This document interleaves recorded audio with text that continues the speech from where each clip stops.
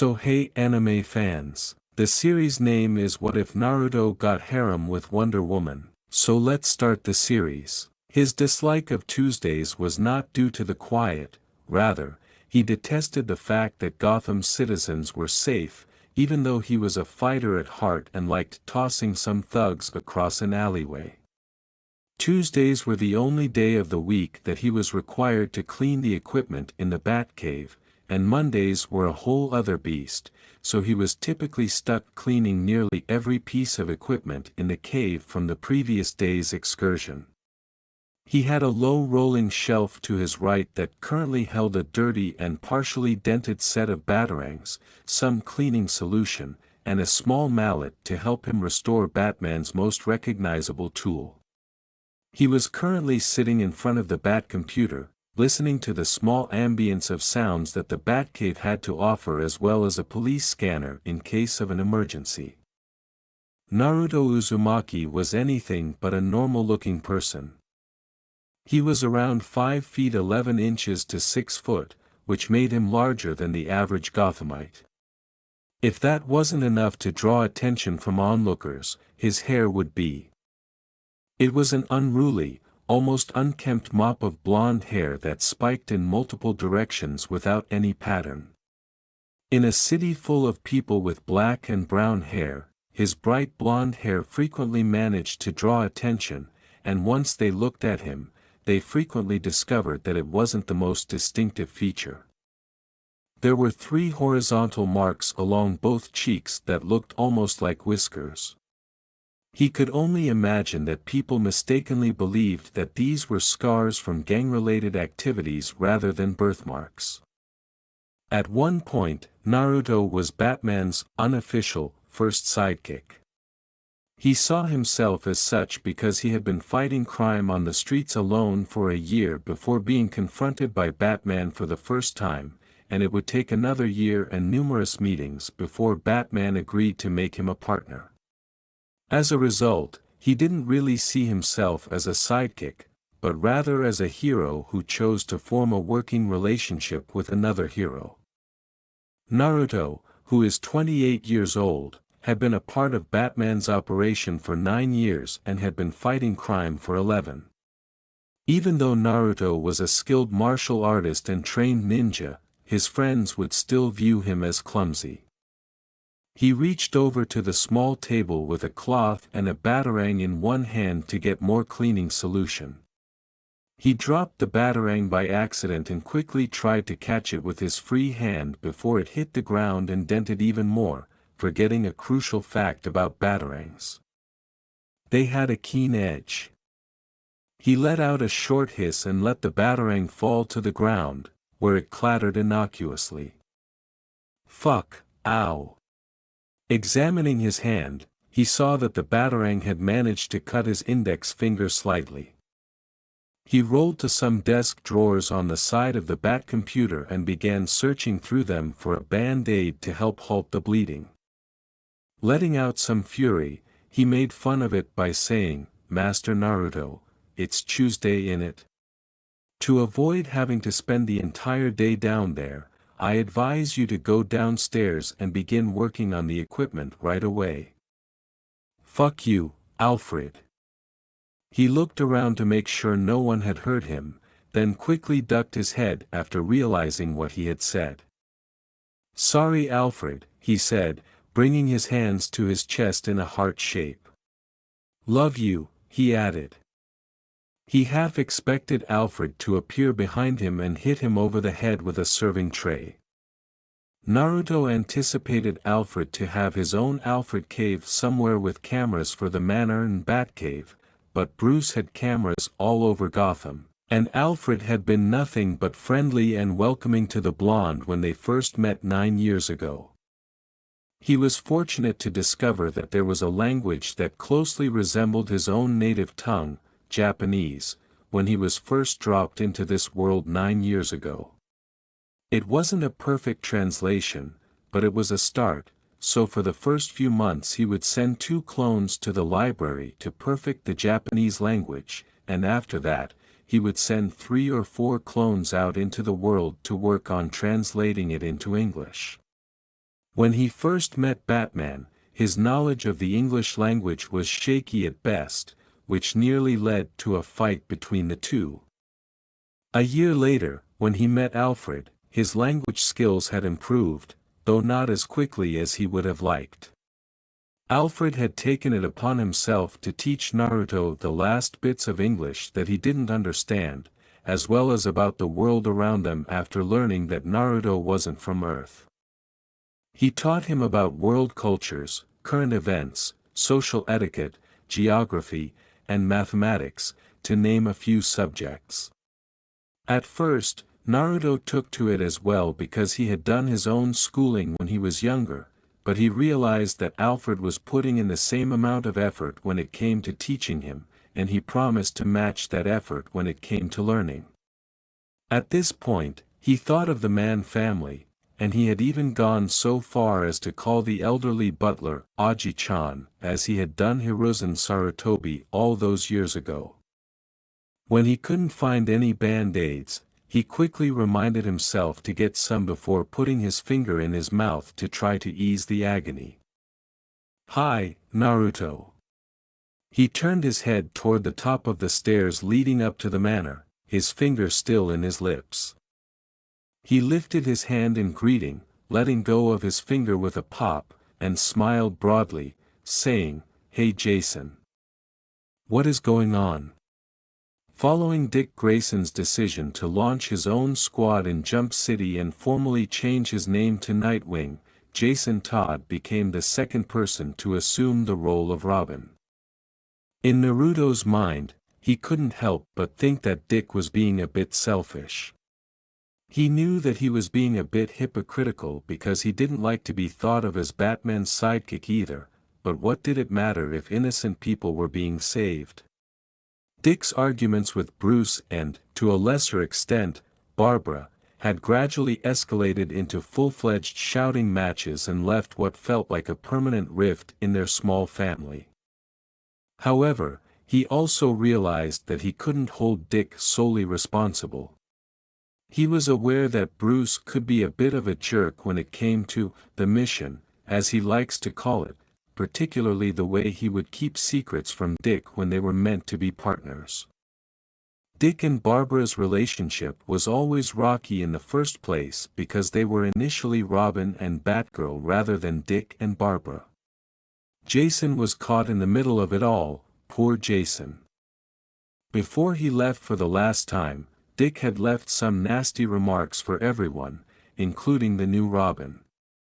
Naruto wasn't there because he had been caught up with Catwoman for what seemed like the 53rd time that week, but he was fortunate not to be there, according to Alfred.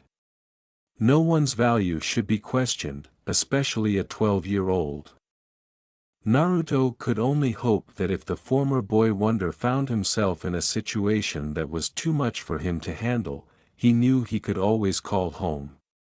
However, Dick was still young, having only been 17 for a few months when he left, and he likely felt like the world was against him at the time. Naruto paused as he thought about the former Robin. Something happened recently that worried Dick, but he couldn't recall what it was. He picked up his cell phone and rolled back towards the center of the Bat computer. When he saw the date, his eyes widened. It was March 23rd, and Dick's birthday was 3 days ago. He realized he hadn't wished his younger friend a happy birthday, so he sent him a brief but, hopefully, heartfelt belated birthday message. Even if things weren't perfect, Naruto was confident that everything will work out because they all cared for one another too much for these relationships to last a lifetime. In an attempt to impress one of his idols and demonstrate his training progress, Jason leaped to the top of the last flight of stairs and performed a front somersault. He lost his balance a little on the landing, but he quickly straightened himself out and raised both of his arms in a display of showmanship. When he realized that Naruto had just looked up from his phone, he said, "You weren't looking." With a frown on his face and his arms still raised in the air. Naruto laughed softly as he was reminded of Konohamaru's attempt to impress him, saying, "Sorry, got lost in thought, so what's up, come down here to train." Although they were only brothers on paper, they appeared to be blood siblings. Jason was 13 years old and had been officially permitted to begin patrolling with Batman a month ago. He was 5 feet 4 inches, which was smaller than average for boys his age because he had been living on the streets for 2 years before Bruce discovered him. Even a year later, the effects of malnutrition were still evident. It was a lucky break that brought Jason into their lives when Bruce caught him stealing tires from the Batmobile. Jason's life was not happy, but neither was Dick's, nor Bruce's, for that matter. "We're all sociopaths who are just one bad day away from losing it," sneered Naruto. Jason grabbed an additional rolling chair and took a seat next Naruto. "No, Bruce brought some lady home, so he told me to go play downstairs," Jason said. "That didn't occur frequently. Did Batman bring a woman home or did Bruce Wayne?" Naruto questioned, raising his eyebrows. Bruce Wayne, I guess." Jason looked at him wonderingly, wondering what the difference was. He tried a different strategy after realizing Jason didn't really comprehend what that meant. "Okay Jason, think of it like this, what does the public know about Bruce Wayne?" he said. He's the owner of Wayne Corp," he said, perking up at what he thought was a test and searching his mind for the answer. "Okay good, but that's not what I meant. How would people describe Bruce Wayne?" Even though the question was so straightforward, Jason couldn't help but feel that his response, "I don't know, tall and handsome," was incorrect for some reason. "People would describe Bruce Wayne as a billionaire," he said, raising his thumb. "Playboy," he said, "philanthropist." He finished with his middle finger. "Now which one has to do with the woman upstairs?" he asked.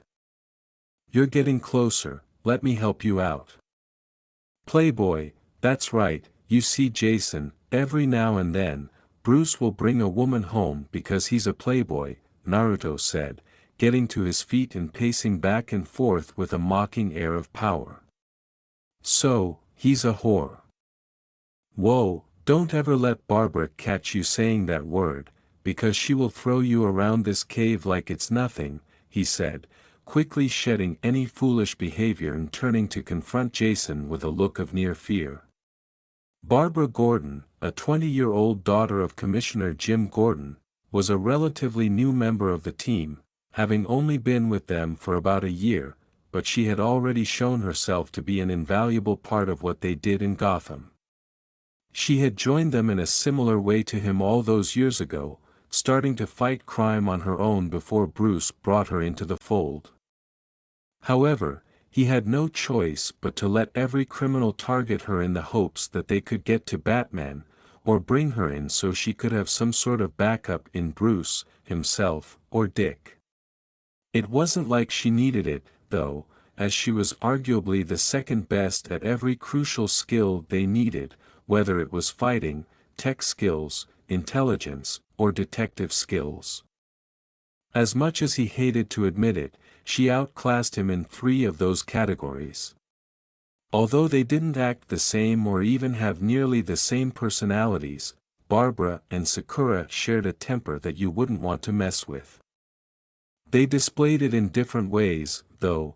Sakura could go from calm to furious in an instant, while Barbara could be ruthless and cold. When Batman first introduced them, he had once made her angry by asking if she could assist in a fight.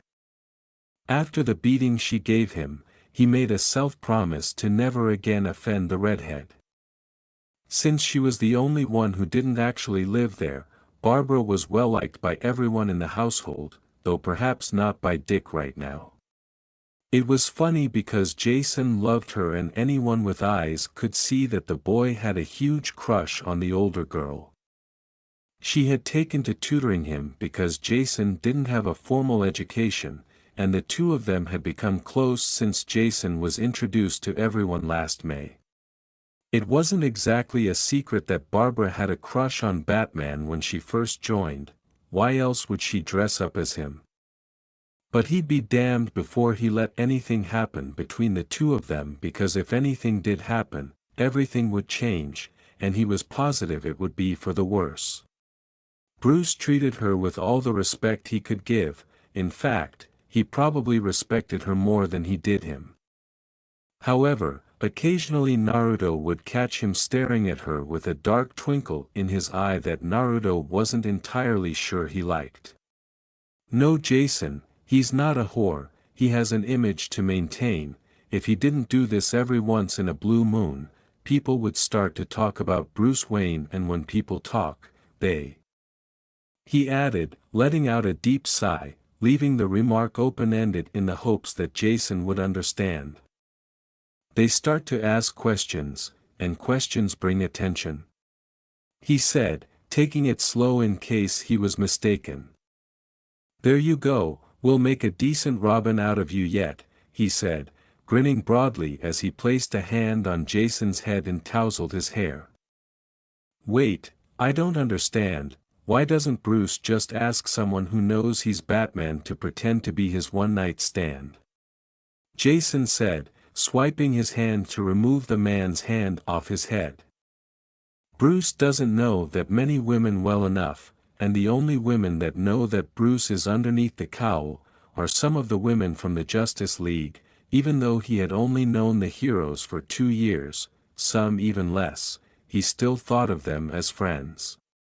Ah, the Justice League, a group of superheroes who decided to band together 2 years ago to handle threats to the Earth that no single hero could handle on their own. It had grown steadily since it was formed, going from the original 7 members, of which he and Bruce were a part, to now having nearly 50 members.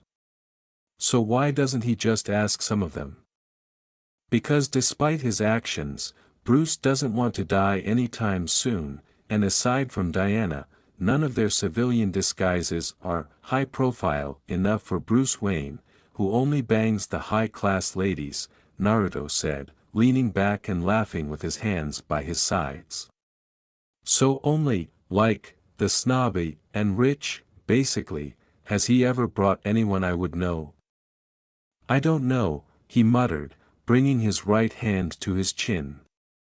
Train knew it would be hard to think of someone Jason had heard of because the boy had only recently begun attending galas with Bruce as his son and wasn't exactly aware of who was who when he lived with Willis and Catherine, God rest her soul.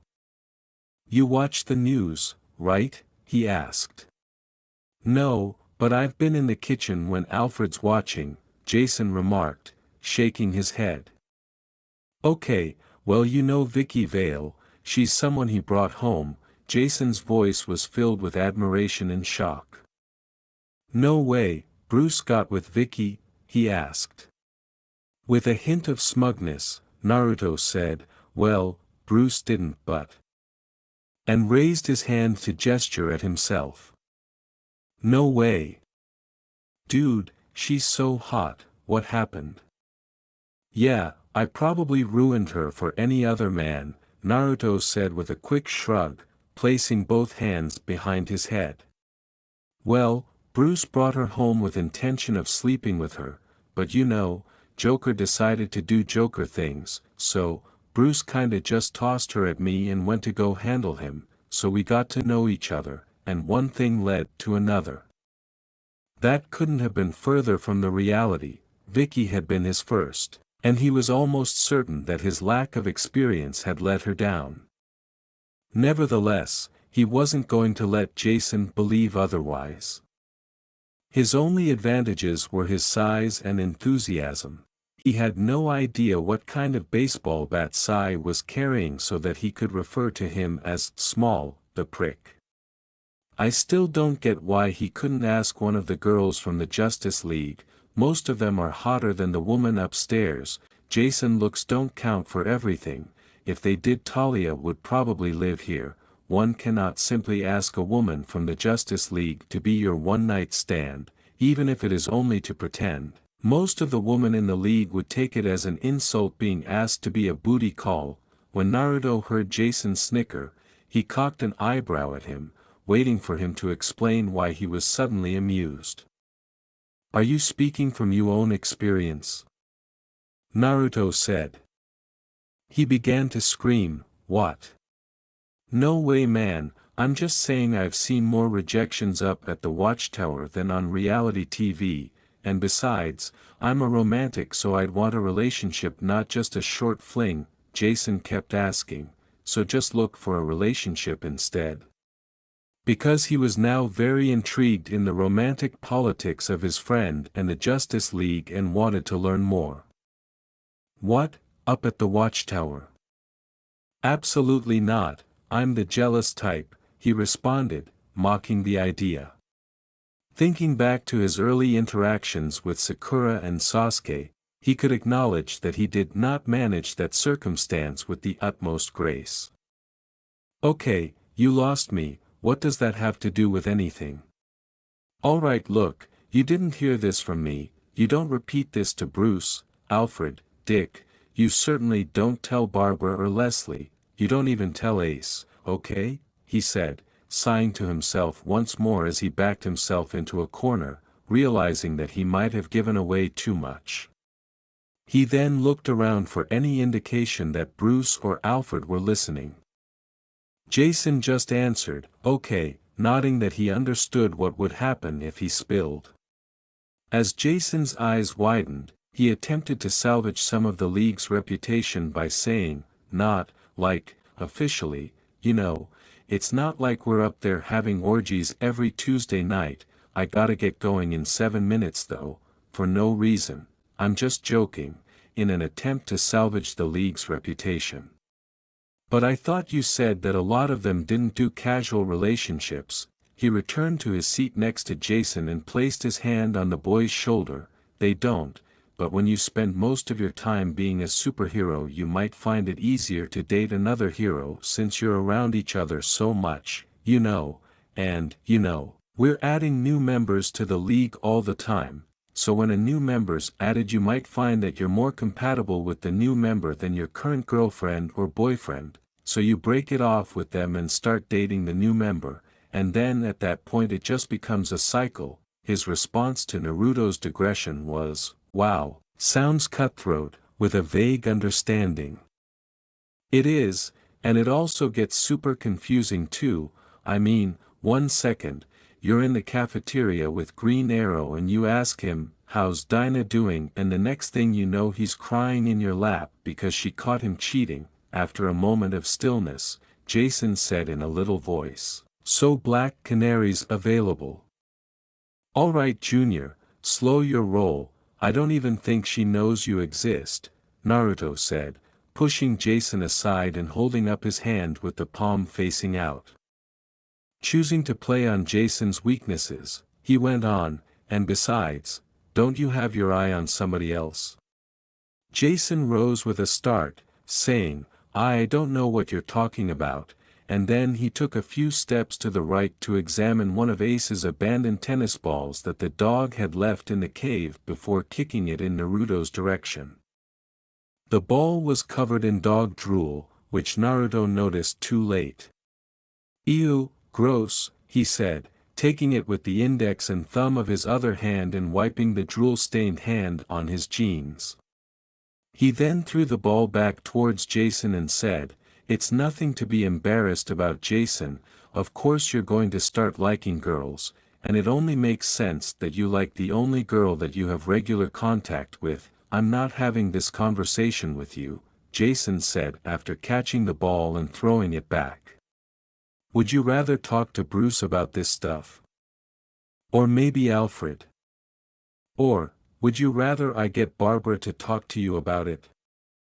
Naruto laughed and threw the ball back at Jason. "Who even says Barbara's the girl I like?" Jason shot back, throwing the ball a little harder this time. "Everyone knows that you like Barbara," he stage whispered, raising his hand to cover his mouth. I'll help you out, Jason. After a minute of Jason tossing the ball back and forth, he eventually said, "Everyone?" Naruto shook his head without saying anything. "Shit, well, what should I do?" "I don't know, Jason, there's not a lot you can do, you're only 13, and she'll be 21 this September, I'll be 14 by then though." He was virtually certain that Dick and Barbara's hostility would end. "You know, I don't think that'll make much of a difference, not to mention you've still got Dick as competition," he said. Jason complained, "What else is new?" as he threw the ball as hard as he had since the spontaneous game of catch began. Naruto shook his palm to regain sensation after feeling the sting of the last throw. "Whoa dude, what's up?" he asked. "Everything I do is always compared to what Dick would do. Dick would have done this, Master Grayson would do this, well guess what? I'm not Dick, sorry to disappoint." "Hey, you've been doing a great job so far, Jason. You've improved so much since Bruce took you in, and you've managed to take down 6 thugs by yourself with only a month of patrols under your belt," Naruto said, taking the younger boy by the shoulder and embracing him. He was shocked by Jason's outburst, but he didn't realize how strong his feelings were.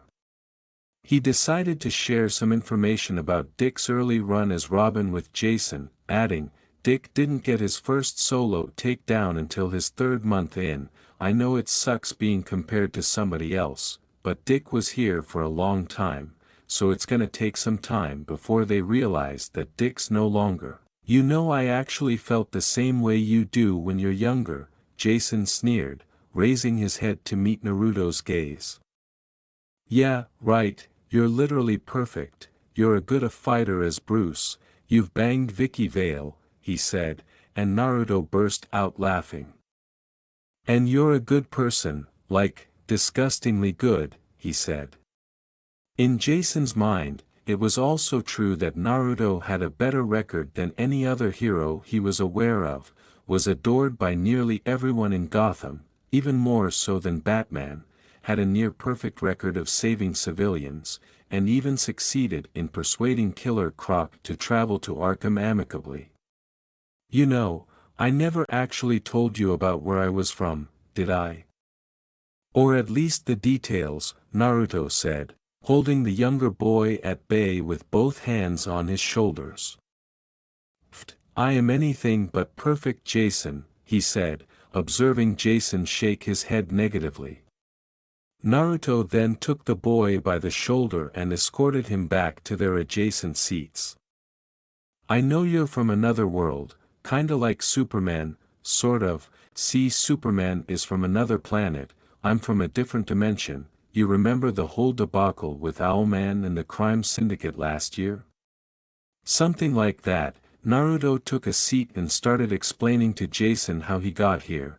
"I came from a place called the Elemental Nations, more specifically, I came from the Land of Fire," he said. "That sounds badass, was it really hot?" "Well, it wasn't like there was lava everywhere or the ground was on fire, if that's what you're thinking. It was more like a South American jungle. It was hot and humid, lot of greenery. I was born in a village called Konohagakure, Konoha for short, in the English language that roughly translates to, the village hidden in the leaves. So lots of greenery, yeah, lots. My parents' names were Kushina Uzumaki, and Minato Namikaze, and they died the night I was born." Jason was caught off guard. "Wait, both of them? What happened?" he asked. Naruto summoned one of his trademarked shadow clones without waiting for a response. "To explain that we have to backtrack a bit, in my world there were 9 beasts, made of chakra, you know the techniques I do?" Naruto said, "Chakra is an energy that flows through me that lets me do them." He turned to face his clone and grinned solemnly. "I used to be able to summon thousands of these things at one time. I mean, I probably still could, but there's no guarantee that I'd even be alive after that," he said. Whoa, why's that? We'll get to that, but back to the beasts. You see, these beasts were the most powerful beings in the world and every nation wanted to get their hands on them to use as a weapon, but the beasts were uncontrollable. The only way to control them was to seal them inside of a person or an object, he said, letting the clone fade into a tiny puff of smoke before turning back to Jason. Back when the beasts walked around freely, everything was in a state of war, so hoping to avoid more war the first Hokage rounded up what's a Hokage? The Hokage was the leader of Konoha.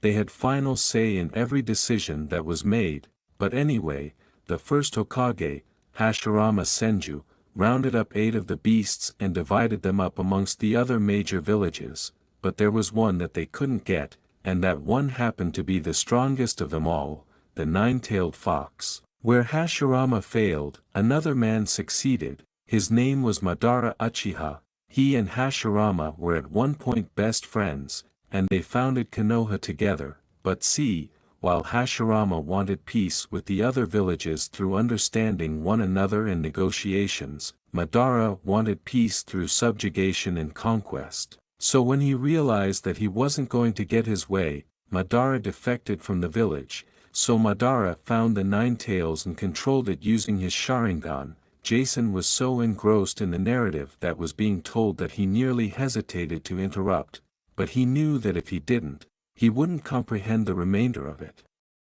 "What's that?" he said. "The Sharingan is."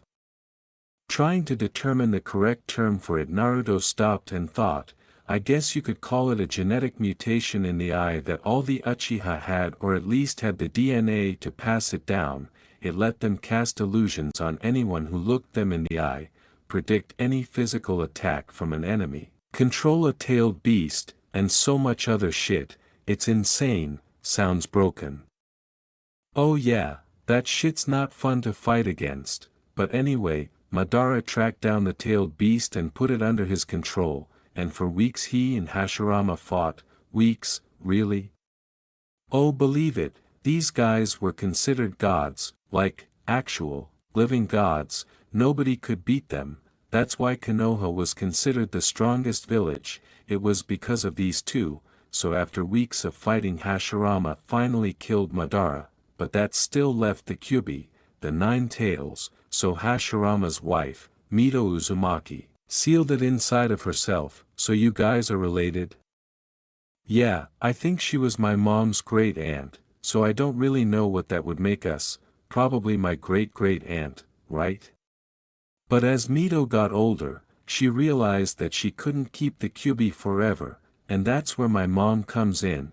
She was chosen to be the next host, and you know how the story goes. Mom meets dad, they get together, they eventually, he murmured, they fuck, and my mom gets pregnant with me. Now if the host is a female, the seal will weaken during childbirth since that's when a woman is most vulnerable. So when I was being born, a masked man who claimed to be Madara, who was actually just my dad's supposedly dead student Obito Uchiha, as Jason was about to continue with his question, Naruto interrupted him. I promise, everything will be explained. But I'm in a groove right now, so you gotta let me flow. Anyway, Obito released the Kyuubi and put it under his control, so he could use it to destroy Konoha. The village was almost completely destroyed, and we had lost more than 1/3 of our military force. So many people's lives were destroyed that night. Naruto said, his eyes becoming misty as he thought of all the lives lost during Kurama's mindless rampage. Naruto fell silent for a moment before gathering himself and continuing, my dad, who was the Hokage at the time, couldn't deal with the Kyuubi because he was too busy fighting Obito, but eventually he fought him off and went to handle the Kyuubi, he said. Wanting to finish this portion of the narrative as quickly as possible, he said, long story short, my parents died sealing the Kyuubi in me. Now the villagers knew that the Kyuubi was sealed in me and almost everyone had suffered that day, so they kinda took out their anger on me as I grew up. His laughter was dull, but you know, I didn't exactly make it any easier for them. I was such a little shit to everyone. Even as a child host I was still a military asset to the village, so nobody could really hurt me without being punished, and even if they could, people were too scared that I would unleash the beast, so instead, they decided to simply pretend I didn't exist. But I was not about to let that slide, so I pulled a lot of pranks. I forced people to see me, even if it was in a negative light. Most of them were harmless, just really messy, but to the unfortunate few that pissed me off, oh boy, they got it bad. What was your best one? My best? Probably when I painted the entire Hokage monument. I did it in the middle of the day, but nobody could tell, because I used colors so bright that it was near invisible until closer to sunset. When I reached the age to enter the academy, I did, and that was where I met one of my best friends, Sasuke Uchiha. He had finally reached the key topic he had wanted to discuss with Jason at the beginning of his story. That last name is coming up a lot, Jason said, recognizing a pattern. Yeah, just about everything bad that happened back home could be traced back to that clan, he responded with a cheerful laugh that helped restore Naruto's previously deflated mood. Sasuke was my dick, he said, hoping Jason would soon realize the connection he was trying to make. Most of the time, what I was feeling was my own fault. I compared myself to him every chance I could, and every time I ended up falling just short. Even our shared teacher would compare the two of us, although he only did that to try to motivate me because he knew I hated losing to Sasuke, but I always felt inadequate to him, he said. The main focus of this brief conversation was Jason's fears of failing in comparison to Dick and his worries about becoming the second Robin. How'd you get past it? All the insecurities. I realized that Sasuke felt the same way, even though I made progress in my training, and I was getting stronger and the gap between us was closing. I was still behind him, so I thought I wasn't getting any better, but that's not what he saw. He saw me catching up, and as he saw me improve so much in so little time, he felt that he had peaked and that he wasn't getting any stronger. Okay, but how am I supposed to know how Dick feels? Well, I had the advantage of knowing Sasuke for, 17 years, so I could practically read his mind at that point. You've only known Dick for a couple months, but I get it, Sasuke's not Dick, so what worked for me might not work for you. It's okay to have a rival to help motivate you to get better, Jason. You just have to remember that no matter what, you and Dick are on the same side. If you remember that, you might have a relationship like me and Sasuke, one day. Were you guys really that close? Yeah, I consider him more of a brother than a friend, chuckling as he continued. I still hated him sometimes though, especially when we were in the academy. He was such an asshole. He was a better ninja than me, he was better with the ladies, which by the way, he didn't even care about. Put that on the record. Was he gay? Was he GA-? Could he have been B? No, he wasn't gay. He always talked about how he was gonna rebuild his clan, and to do that you need women. Now that I think about it, he probably would have needed to take on a couple wives to rebuild his clan, or at least a few concubines, Naruto said, blankly. Sasuke had never shown any interest in girls, at least when he was around. And people would have been okay with that? Jason asked, surprised at how nonchalantly he made that assertion. He asked, a little perplexed by Jason's inquiry, why wouldn't they be? People don't normally have more than one wife. Oh, he explained, acknowledging the cultural differences. Yes, although polygamy wasn't common, it wasn't uncommon either, as it was primarily reserved for clan leaders and royalty. In fact, since I was the last surviving Uzumaki, I might have had to do the same thing. As a 13-year-old lad starting puberty, Jason had his sights set solely on Barbara Gordon, but the idea of someone having several female partners, especially one he knew, piqued his curiosity. Really? Lucky, who'd you chose? Excuse me? Naruto asked Jason with a disbelieving expression. Who would you have taken as your wives?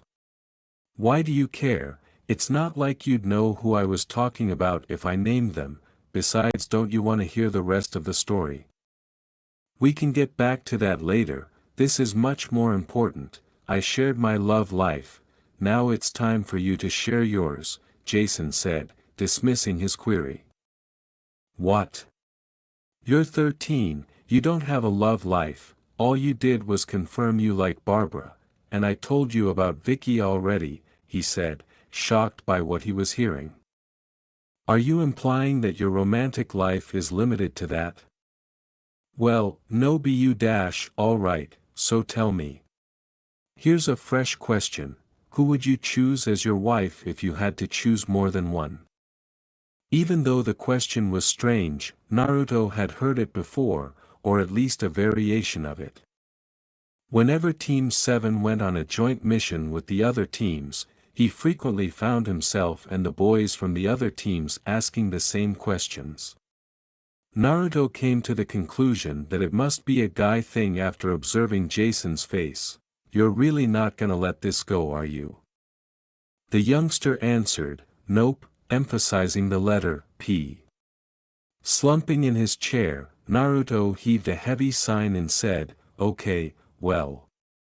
Wait, I forgot to mention you can only use Justice League members, alright, Hold on, you can only choose 5, only 5, okay, that makes it a little easier. One last thing, Naruto, fed up with the requirements, turned to face Jason and said, dude. Would you like me to respond to your foolish query? Jason urged, bringing both hands together, I'm sorry, this is the last one, for real, you can't use Wonder Woman, he said. That was a strange request. Why am I unable to utilize Diana? Because every man alive would choose Wonder Woman, Jason said, staring at him as if he were posing the most ridiculous proposition in the world. Naruto shrugged his shoulders and said, okay, fair, I guess I would choose. As he looked at the floor and tried to visualize the women. I guess Black Canary. He trailed off. You know, I hear she's available, Jason said, stepping up next him. Seeing the bad vibes he was getting, he decided to try his luck. Come on, take a leap of faith, he said. Black Canary, Satana, Naruto gave him a shady look for interrupting once more. Oh no, did he have a fishnet fetish? Fuck, this is hard. I guess Hawk Woman, Huntress, and Power Girl, Naruto said. Really? No Supergirl, but Power Girl? Why don't you just replace Hawk Woman with Supergirl, as you seemed a little hesitant to include her? Because if I put Supergirl on a list like this, I'm pretty sure Superman would throw me into the sun. I don't think I'd do well up there. It was funny, though, because Shayera was the only person on that list with whom he had slept. Perhaps this was because she reminded him of Sakura, whom he found very attractive. She was aggressive when it came to affection and sex, so most of the time, even though he was left feeling sore, he was also happy at the familiar feeling. Wait, did he just like getting beat up? He didn't find out that there was a Hawkman back home until he had tried to get into a relationship with her. That was not a pleasant conversation, and that was another reason he didn't look to the Watchtower for relationships. Alright, I've addressed your query. Are you happy with it now? Jason nodded sarcastically and said, my curiosity has been satiated. Naruto chose to commend his diligence after being rather impressed with his vocabulary, saying, oh look at you, Barbara's tutoring is really working out. Jason began to vibrate in his seat, thrilled that his efforts had been recognized. Yep, soon enough I'll be smarter than you, he said. Alright, don't push it, so. Jason stopped off, his face flushed. He was a little ashamed because he was the main cause of their initial distraction. "Can you finish that story?" he said. He smiled and said, "Sure, but no, don't interrupt me this time," to the boy. For the next 4 hours, Jason sat quietly while listening to Naruto recount his life. He covered all the details he felt were significant, which was pretty much all of them. He started with the night he graduated, then went on to discuss his mission to Wave Country and his encounter with Haku, the Chunin exams, and how he rescued Gaara from the tailed beast that was imprisoned inside him. He also talked about how he and Jiraiya set out to find Tsunade and how they repelled Orochimaru and Kabuto. When he reached the part about Sasuke's defection that he didn't want to remember much, he pulled up his navy blue t-shirt and displayed the scar he received when Sasuke pushed his Chidori through his chest. "Yep, and I got this as a parting gift," he said, spinning in his chair and exposing his back to the young man so he could see that it went all the way through. "How was your life, holy sh*t?"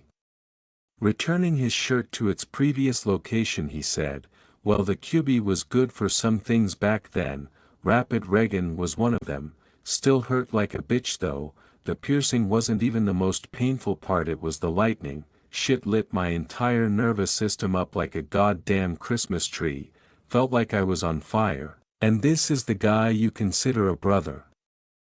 Jason questioned, gazing at the elder man as if he had grown a second head. "Brothers fight, it's not like we stayed that way forever," Naruto said, nodding, as if there were nothing wrong with it. He went on to tell Jason about his 3-year journey away from the village, how all of those experiences shaped him as a person and as a ninja, how the Akatsuki planned to gather the tailed beasts, about Sai and Captain Yamato, about Jiraiya's death, about the destruction of the Leaf and Nagato, and about the Kage summit. Finally, he reached the story's climax, the Fourth Great Shinobi War and Madara Uchiha's resurrection. "So, after me and Uncle B were done thrashing the other Jinchuriki, I ended up having to go fight Son Goku, and the son of a bitch swallowed me, like, threw me in his mouth and swallowed me whole, didn't even chew. Then I had this conversation with him and learned that the tailed beasts had names. Turns out the Kyuubi was just a stubborn bastard and didn't want to tell me its name, so Goku gave you the name of the Kyuubi." The memory of his friend soured Naruto's attitude.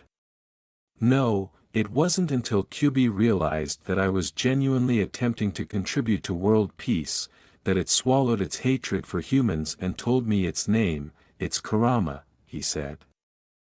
As Naruto's demeanor began to darken, he inquired, "What happened to Kurama?" "Well, turns out Madara was just a pawn for Black Zetsu to use so he could revive Kagaya Otsutsuki," he concluded after pausing to collect himself, as if Jason had never voiced his inquiry. "Is that the major issue?"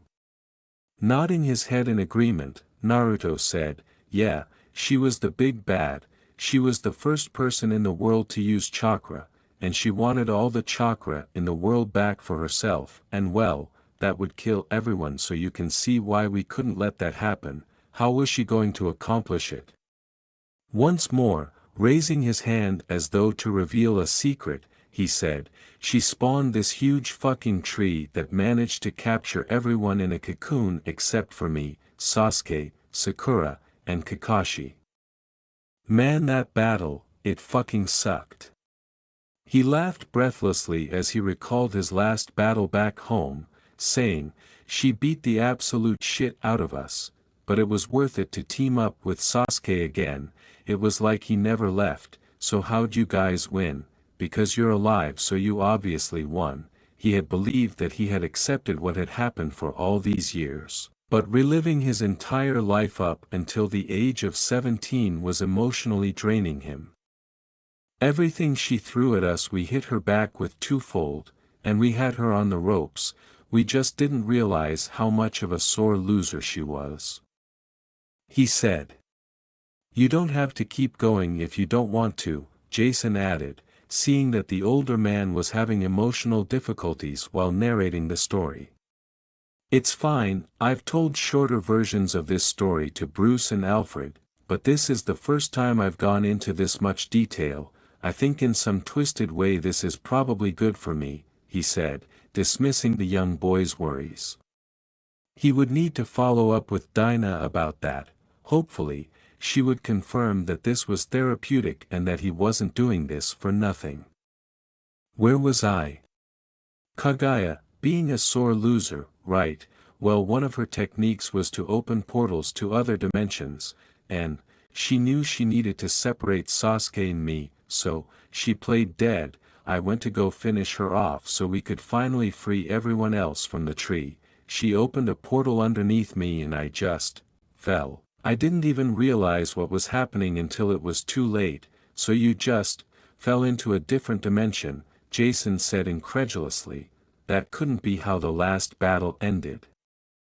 Yes, and what's the real deal? Back then, I could fly. You fell even though you could fly? Dude, you're terrible. I'm giving my heart and soul here, and you decide I need to be kicked, he responded, taking offense at the boy's comments. He smiled sheepishly, acknowledging that he might have been a little callous. I apologize. What happened next? I woke up, in Gotham General 2 months later, Jason pleaded with the elder boy. Wait, that's it, after noticing that he had no intention of continuing. What happened to Kagaya? That can't be it. How is your team doing? The majority of disputes are resolved. It's a crucial component of narrative. He had always enjoyed reading. I don't know if Kagaya won and absorbed all the chakra, or maybe Sasuke managed to win and found a way to free everyone without me, Naruto said, shrugging his shoulders. The only thing that points to a positive outcome is that Kagaya hasn't come for me yet, he said, dragging his hand up to rub his face. Jason shouted, that fucking blows, in frustration at the absence of a story arc. Normally, Naruto would have advised the boy to moderate his language, but he was correct, it did blow. So, did you check yourself in at the hospital? What were you doing there? No, you see, I don't know what was wrong with me when I got through the portal. I started seizing up, I couldn't breathe, and my vision turned black. Well, turns out that even though I may look like you, my physiology isn't the same, he said, smiling when he saw Jason flinch a little. Didn't think I knew that word, did ya? So you don't have a heart? What? Laughing at the ridiculousness of the claim, he had to wait a moment to respond. Oh man, he, you're funny, Jason. No, I do have a heart, it pumps blood and everything. I meant my organs didn't really work here. My body started to shut down, something about the atmosphere, or gravity, or something I don't really know. That's where Kurama comes in. Whatever was shutting down my organs acted like a poison. And remember how I told you that Kurama's chakra was corrosive? Well, Kurama used their chakra to burn that poison away until my body became accustomed to this world. Kurama did that for 2 months while I laid in Gotham General, but 2 months of non-stop chakra usage is a lot. Normally that wouldn't be an issue because Kurama could just absorb the chakra around us to replenish their reserves, but there is no chakra around us. Kurama used the last of their chakra, saving my life. I'm sorry, Jason murmured, recalling his statement that a person would die if their chakra ran out. He concluded that this also applied to tailed monsters. Thanks, Naruto said, getting up to stretch before checking the time on his phone. Holy shit, that was a long story. It was 7 o'clock. He turned back to Jason and said, so long story short, Jason, you don't have to worry about failure, embrace it and learn from it to become the best version of yourself. I'm the biggest failure you're ever going to meet, but I'm still going. Barbara should be here soon to begin patrolling. Jason shouted before Naruto could tell the youngster to put on his uniform, "You're not a failure. You are a hero, not a failure." Jason, I appreciate what you're trying to say, but, I couldn't save anyone, I was supposed to save them, and I couldn't save a single one, what would you call that? Naruto said, lowering his voice to a near whisper as he sat down to be eye level with Jason. Failing, he said, nodding his head. But I wouldn't call you a failure, he said, stopping as he turned to face Jason. A failure would just give up after what you went through, a failure would want the world to pity him while he did nothing to help himself. You're a hero, look at everything you've done since you've been here, he said. You entered a burning orphanage and saved 13 kids, and you weren't even working with Batman at that point, Jason said, and Naruto laughed at how corny that sounded, like it was from a comic book or an old cartoon, but he remembered doing it. He spent a week in the hospital recovering from the smoke he inhaled. Wait, he just realized how much time he spent there. Who covered all those costs? Jason proceeded to say, you were the one to get Harley away from Joker, and after a moment, he added, I mean, yeah, she's blowing stuff up with Ivy now, but at least you saved her from her abusive ex. Naruto nodded, remembering that too. She had ended the conversation by promising not to return to Joker, and she left him with a kiss on the cheek and a pledge to keep his identity a secret. Since Ivy hadn't addressed him by his first name, he had to assume that Harley kept her word. Harley Quinn was insane, but Harleen Quinzel was a pleasure to be around. Remember that you defeated Deathstroke and Lady Shiva simultaneously. Fought off, I had 3 broken ribs, a concussion, and a severely sprained ankle. The only reason I'm not dead is because Bruce showed up to even the odds, Naruto said, sneering at the assertion.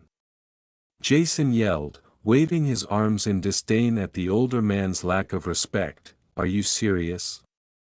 It's possible that 5% of the world's population could survive that combination, and you're one of them. Laughing at the boyish charm of the young man, Naruto approached Jason and put a hand on his shoulder. Thank you, Jason, he said. The sound of the waterfall at the cave's entrance separating the two men jolted them out of their moment together. As they turned to face the pathway leading to the entrance, both boys saw Batgirl riding her motorcycle towards them. Hey boys, she said, waving amiably as she came to a stop and took off her helmet, letting her auburn hair fall down to the small of her back. Hey Barbara/hey Barbie, Naruto murmured, turning to face Jason after hearing his nickname for the girl. Ah, he replied. Jason gave the elder lad a dagger-like gaze and said, shut up, I'll kill you, so that only Naruto could hear. But it's cute, Naruto proceeded to tease, knowing the threat was a fabrication. What are we talking about? She asked, leaping off her bike and approaching the pair without listening to what they had to say.